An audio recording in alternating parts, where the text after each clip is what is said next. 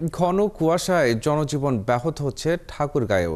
প্রতিদিন সন্ধ্যায় আগ থেকেই যেন ঘন চাদরে ঢেকে যাচ্ছে গোটা জেলা।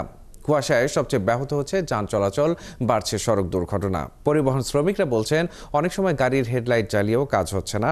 একই সঙ্গে বাড়ছে ঠান্ডাজনিত রোগ। আর কৃষকরা বলছেন কুয়াশার কারণে আলু ও সবজি চাষও ক্ষতিগ্রস্ত হচ্ছে। তানভীর হাসান তানুর তথ্য ও ছবিতে প্রতিবেদন। ঠাকুরগাঁওয়ে ঘন কুয়াশায় যানবাহনের হেডলাইটও হার মেনেছে। লাইটের আলো 10 থেকে 15 গজ দূরত্ব অতিক্রম করতে পারছে না। সড়কে যান চলাচল প্রায়ই অনুপযোগী হয়ে পড়ছে। চালকরা বলছেন কুয়াশার কারণে সড়কে চলা কষ্টকর হয়ে পড়েছে। গাড়ির কোনো বাতি কোনো কাজ করে না, নিজেদের যাব সেটাই কোনো সংখ্যা পাচ্ছি না যে রাস্তা দেখে কিভাবে চলাফেরা করব। দেখা যায় না কিছু রাস্তাঘাটে গাড়ি ঘোড়া চলাচল খুব ভেজাল। 5 কিলো স্পিডে এই টোটাল রাস্তাটা আসলাম।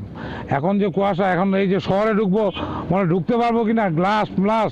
আগের তুলনায় আজকে কুয়াশা বেশি পড়ছে। কুয়াশার সাথে মৃদু হাওয়া যাচ্ছে, এই হাওয়াটাও পুরো হাড় কাঁপানো একটা শীত অনুভূত হচ্ছে। অন্যদিকে ঠান্ডা বাড়ার সঙ্গে সঙ্গে হাসপাতালে রোগীর সংখ্যা বাড়ছে। এই মুহূর্তে সদর হাসপাতালে ধারণ ক্ষমতার থেকে 3 গুণ বেশি রোগী ভর্তি আছে। চিকিৎসকরা এই শীতে শিশু ও বৃদ্ধদের প্রতি বেশি যত্নবান হওয়ার পরামর্শ দিচ্ছেন। এখন যে নিউমোনিয়া বা ডায়রিয়াগুলো আমরা পাচ্ছি সেগুলো কিন্তু মারাত্মক ডায়রিয়া বা নিউমোনিয়া, সুতরাং বাসায় অপেক্ষা করবেন না।